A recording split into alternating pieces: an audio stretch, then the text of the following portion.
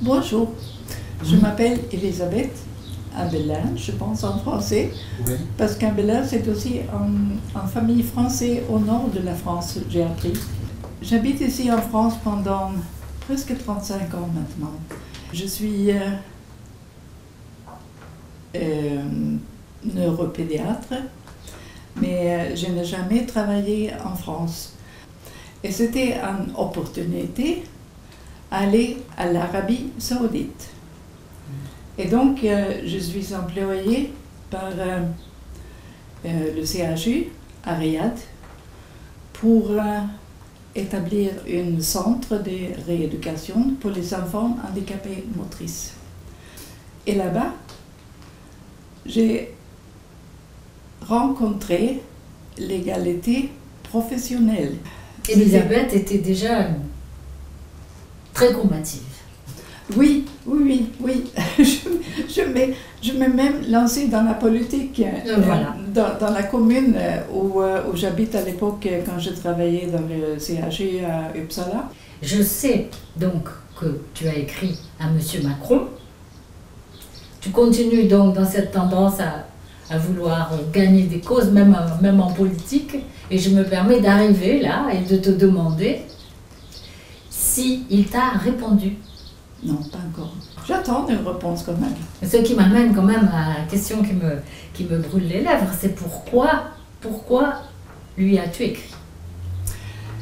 Parce que je pense que M. Macron peut comprendre ce qu'est dans une mort libre, choisie. C'est M. Macron qui va comprendre. Parce que tu sais en Suède, on a fait la discussion pendant des décennies. Et personne n'a voulu même pas faire une investigation. Approfondir un peu. Approfondir un peu la question pour savoir si on peut changer la loi pour que une mort assistée sera légalisée. Et donc, quand j'habite ici en France, je pense que si on peut le légaliser ici en France, parce que je sais il y a ici aussi une discussion. Bien sûr. Et si la France va légaliser une mort assistée, peut-être un pays comme la Suède va suivre, parce qu'à l'époque, le siècle de l'illumination, il vient de la France, n'est-ce pas? Donc ça peut encore arriver au nord. D'accord, merci. Dans ma pays natal, c'est pour ça. Je comprends. Alors maintenant, quand on te voit et quand on t'entend parler, Elisabeth, on n'a pas du tout l'impression que tu es malade. Alors, évidemment, la question qui vient tout de suite à l'esprit, c'est mais pourquoi? Pourquoi ce choix? Non, c'est vrai, je ne suis pas malade, mais je souffre de faim. De faim. De faim. Ah. Je suis affamée. Affamée, oui. Je suis affamée Oui. parce que toute ma vie, mon intérêt principal, c'est lire la littérature, la philosophie, l'histoire, suivre ce qui est écrit dans les articles dans plusieurs journaux du monde pour savoir ce qui se passe de ce monde. Et maintenant, cette nourriture n'arrive pas à mon cerveau qui est encore vivant. Parce que la vieillesse, et pas la maladie, la vieillesse, le DMLA, m'a cassé le caméra. Et donc, la nourriture qui entre par les yeux, par la littérature, etc., n'arrive pas à mon cerveau. Et maintenant, la vieillesse est en train de casser aussi mon audition. Je porte déjà un appareil. Et donc, la qualité de la vie est perdue. Et ça me donne une douleur psychique, on peut dire même existentielle. Ces douleurs existentielles, on ne voit pas sur l'extérieur, on sent à l'intérieur. Mais ça peut être aussi profonde qu'une douleur physique qui est causée par une maladie qui donne des métastases dans le cancer, dans les os, dans le squelette. Et c'est une douleur Oui, je comprends. terrible. Bon, Oui, mais merci de t'expliquer. Alors, bon, maintenant, la question de la mort, elle est universelle. Tout le monde pense à sa mort, tout le monde sait qu'on va mourir, qu'il va mourir. Et le problème, la question angoissante, c'est mais comment est-ce que ça va arriver? Comment je vais mourir? Alors, moi, j'ai envie de te demander pourquoi ce choix-là? Pourquoi tu as fait ce choix-là? je sentais que la qualité de ma vie est baissée. Et comme tu sais, aussi les dernières années, j'ai aussi commencé à écrire mes réflexions. Et donc, quand la qualité de la vie se baisse petit à petit, moi aussi je réfléchis à la mort. Mais je pense que quand j'ai tout perdu, c'est pas moi qui est sorti de la vie, c'est la vie qui est sortie de moi. Et donc, tu es un poète, Elisabeth. Bon, mais c'est pour ça que j'ai décidé, et j'ai entendu parler de Dignitas en Suisse, et donc je suis devenue membre, comme ici dans les associations françaises, aussi l'association en Suède, et j'ai décidé que je vais frapper à la porte de Dignitas pour demander, s'il vous plaît, est-ce que je peux mourir assisté? D'accord, et ça a été accepté. C'était accepté. Après, tu as dû fournir un grand dossier, répondre à des Oui, questions. j'ai fourni un dossier, j'ai écrit ce que je pense et pourquoi, et j'ai fourni tous les nécessaires documents, le compte rendu de mon ophtalmologue, de mon médecin généraliste et tous les papiers administratifs et tout ça. Donc c'est un dossier, j'ai tout envoyé. Et là-bas, ils sont étudiés avec les médecins là-bas. Et on m'a dit, on dit feu vert. Feu vert, d'accord. Et donc, c'est-à-dire qu'on peut aller là-bas. Et quand on est là, on va avoir encore un entretien avec deux médecins différents, un en jour et un l'autre. Et jusqu'au le dernier moment, si je change la vie, je peux. D'accord. Et sinon, ça suit son cours. Oui.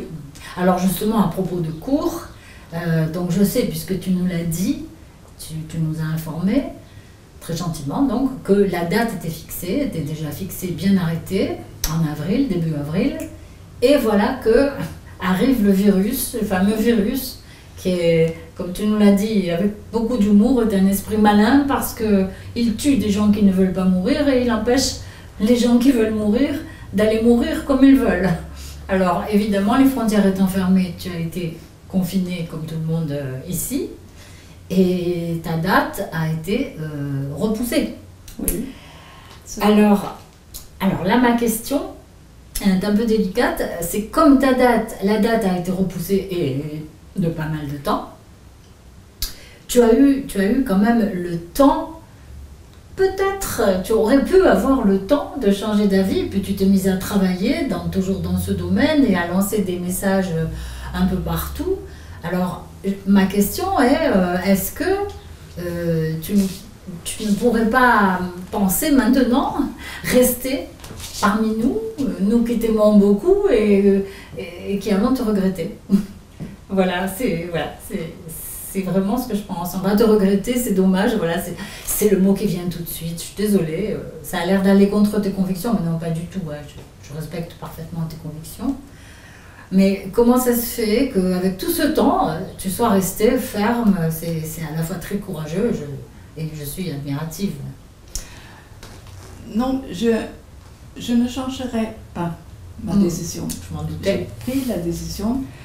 Et ce que je fais de mon dernier temps, pour avoir un peu de respect pour moi-même, je continue à travailler pour que le message qu'un être humain doit être la liberté ultime de choisir sa propre mort. Quand la personne trouve que maintenant c'est l'heure. On a vécu sa vie, c'est prêt. Ou on est tellement malade qu'il n'y a pas d'autre solution. Et Évidemment. pendant ce temps, c'est vrai, j'ai travaillé beaucoup pour écrire des articles dans les médias suédois pour argumenter, pour qu'on va changer la loi. Parce que quand même, je maîtrise beaucoup mieux le suédois que le français. C'est pour ça que j'ai argumenté en Suède. Mais alors, ce qui vient tout de suite à l'esprit, c'est, j'insiste, mais avec maintenant que justement tu as acquis une certaine expérience pour envoyer des messages un peu partout, et puis des messages solides et costauds, tu pourrais peut-être continuer. Oui, mais je ne peux pas, non, parce que ma vision est en train de se baisser de plus en plus. Et je peux encore communiquer en écrit, parce que j'ai appris à l'époque dactylographie, donc je sais comment écrire sans voir les petits bouts, le clavier, mais ça devient de plus en plus difficile. Et donc, la seule façon avec laquelle je peux encore communiquer, c'est en parlant.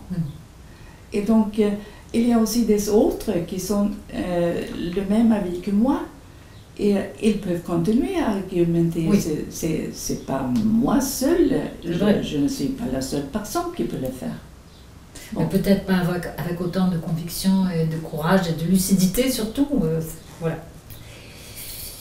Oui, alors, il y a quand même une question encore plus, on va dire peut-être profonde, et on va toucher évidemment au problème de la religion. Quasiment dans toutes les grandes traditions, le suicide est interdit. Hein, ça, c'est un péché. Et donc, les religions en question pensent qu'une mort assistée, c'est un suicide.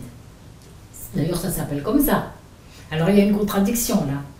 Est-ce que tu peux nous éclairer là-dessus? C'est le suicide et la mort assistée, c'est complètement différent. Ah, voilà qui est intéressant. Alors, voilà. Et pourquoi?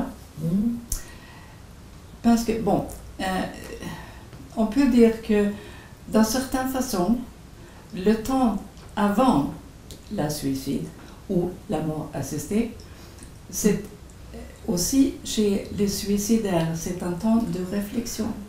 Oui. Parce qu'une personne suicidaire, elle peut réfléchir pendant des semaines, peut-être pendant des mois. La vie est insupportable, j'ai tellement de problèmes, mais ma femme est... Bon, etc. Donc, je vais sortir, je vais me suicider. Mais il ne le fait pas. Mais quand il arrive à l'acte, c'est souvent un épisode très émotionnel. Et donc, on peut regarder que le suicide est plutôt un accident.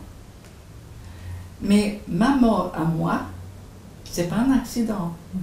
Ça reste un résultat de ma réflexion. Et aussi, c'est très intéressant parce qu'en Suisse, la fréquence des suicides sont descendues.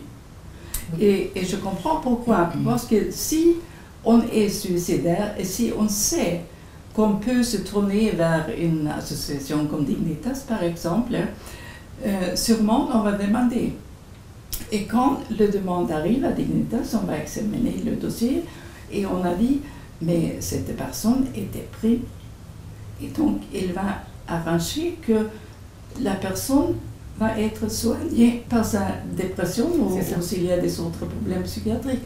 Donc, la personne peut avoir une aide si la mort assistée est légale. Parce que comme ça, on va trouver les problèmes d'une personne suicidaire beaucoup plus tôt. Et donc, c'est en même temps en prévention de la suicide. Oui, c'est ça. Donc, tu fais une différence entre le suicide qui fait suite à une dépression. Oui. Et une dépression, on peut la soigner. Oui. C'est complètement différent de toi qui n'es pas dépressive. Pas du tout, d'ailleurs. D'ailleurs, je suis plutôt en colère contre la vie. Oui, voilà. Et la vie. Et puis alors finalement, à bout d'arguments, il me reste à te demander si tu n'as pas peur, tout simplement. Peur, ça fait peur, la mort. Non, pourquoi? Non, pourquoi? Non. Non, mais tu sais, Anne, quand on a travaillé, toute une journée, on a beaucoup travaillé, on est fatigué. Oui. Et donc, le soir, quand le soir arrive, ah, mais c'est bien, maintenant je peux dormir. Oui. Et donc, c'est un peu pareil avec la mort. Parce que la mort, Thanatos, c'est le frère du sommeil, hypnose. Hypnose, oui. Et on n'a pas peur de l'hypnose. Pourquoi avoir peur pour Thanatos? Oui. C'est tout à fait pareil. La seule différence, c'est que le matin prochain, on ne réveillera pas. C'est tout.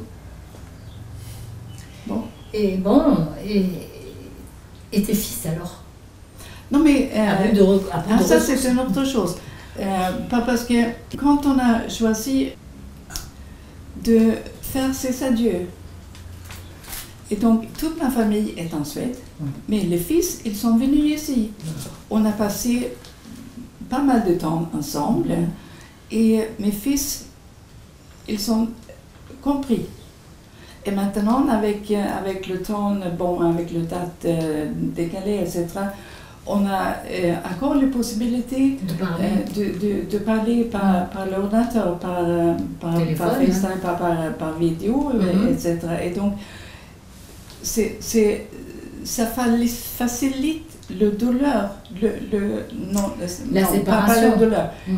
Ça facilite la séparation, ça facilite le travail de deuil. Et on peut faire ces adieux en dignité.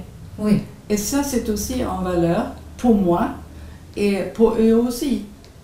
Parce que c'est tout à fait différent d'avoir le souvenir, le mémoire d'une personne vivante qu'une personne qui est très très malade peut-être et perturbée par des médicaments lourds, etc.